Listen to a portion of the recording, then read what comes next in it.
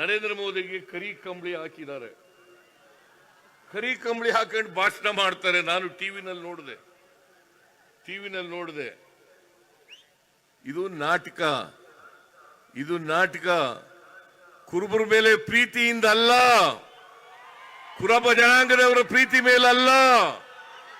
ನರೇಂದ್ರ ಮೋದಿಜಿ 28 ಲೋಕಸಭಾ ಸದಸ್ಯರಲ್ಲಿ ಒಬ್ಬ ಕುರುಬರಿಗಾದರೂ ಕೂಡ ಟಿಕೆಟ್ ಕೊಟ್ಟಿದ್ದೀರಾ?